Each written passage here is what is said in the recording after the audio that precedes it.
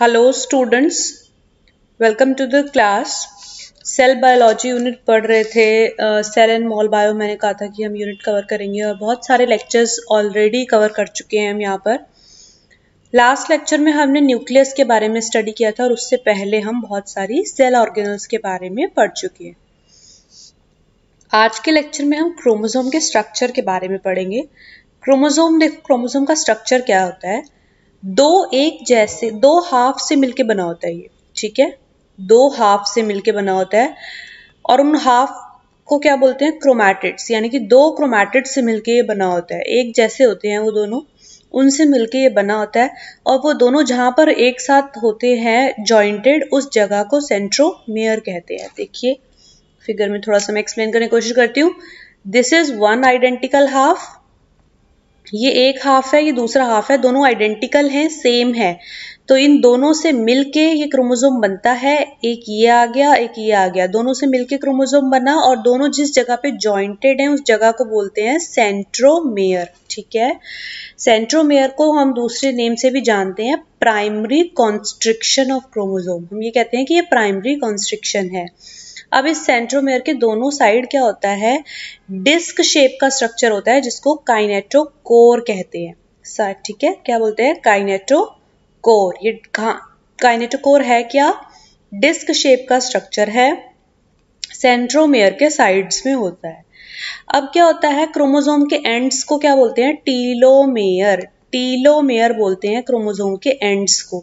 ये क्या करता है? क्रोमोसोम के एंड को एकदम सील कर देता है। ये जो टीलोमेयर होता है क्रोमोसोम के एंड को एकदम सील कर देता है और फिर क्रोमोसोम को शॉर्ट होने से भी बचाता है और क्रोमोसोम का लॉस होने से भी बचाता है, ठीक है। ये टीलोमेयर। ये थी बात स्ट्रक्चर ऑफ क्रोमोसोम की। अब हम बात करते हैं टाइप ऑफ क्रोमोसोम। देखो डिपेंड करता है सेंट्रोमेयर की पोजीशन कहाँ है, उस हिसाब से हम क्रोमोसोम को कहते हैं कि वो अलग अलग टाइप के होते हैं। तो किस बेसिस पे आप क्रोमोसोम को डिवाइड करते हो? Position of centromere. सेंट्रोमेयर की पोजीशन के हिसाब से हम बताते हैं कि क्रोमोसोम किस टाइप का होगा।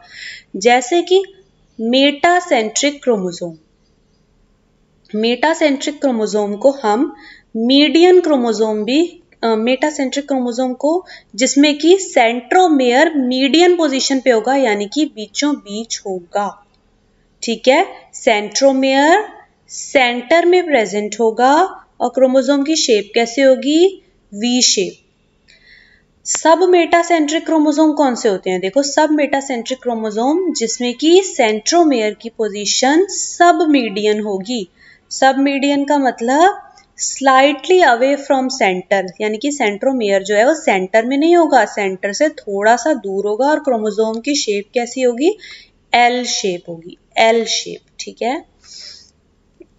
एक्रोसेंट्रिक क्रोमोसोम में क्या होगा? देखो एक्रोसेंट्रिक क्रोमोसोम में सब टर्मिनल सेंट्रोमेयर है, यानी कि सेंट्रोमेयर की पोजीशन कैसी है? सब टर्मिनल, यानी कि जो सेंट्रोमेयर है वो क्रोमोसोम के किसी एक एंड पे प्रेजेंट है और क्रोमोसोम की शेप कैसे निकल के आ रही है? जे शेप निकल के आ रही है, ठीक है। ऐसे ही जो फोर्थ टाइप का क्रोमोसोम है वो टीलोसेंट्रिक क्रोमोसोम है, जिसमें सेंट्रोमेयर की पोजीशन जो है वो टर्मिनल है, यानी कि कोने में प्रेजेंट है और जो क्रोमोसोम है उसकी शेप कैसे निकल के आ रही है? आई शेप, आई शेप में है, ठीक है क्रोमोसोम। तो ये 4 टाइप के क्रोमोसोम्स हो गए और ये इनका फिगर हो गया।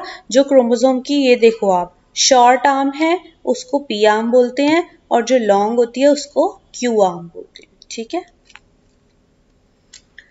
सैटेलाइट क्या होता है? देखो जैसे हमने प्राइमरी कॉन्स्ट्रिक्शन के बारे में पढ़ा कि क्रोमोसोम में जो प्राइमरी कॉन्स्ट्रिक्शन है वो तो उसका सेंट्रोमेयर ही है, ऐसे ही एक प्राइमरी कॉन्स्ट्रिक्शन के अलावा एक एडिशनल कॉन्स्ट्रिक्शन और होता है क्रोमोसोम में, और वो जो होता है नॉन स्टेनिंग सेकेंडरी कॉन्स्ट्रिक्शन की तरह हम उसको बोलते हैं, या फिर न्यूक्लियोलर ऑर्गेनाइजर। होता कहाँ पे है ये सेकेंडरी कॉन्स्ट्रिक्शन? एंड में प्रेजेंट होगा और उस सेकेंडरी कॉन्स्ट्रिक्शन के आगे जो भी क्रोमोसोम का पार्ट है उसको बोलते हैं सैटेलाइट।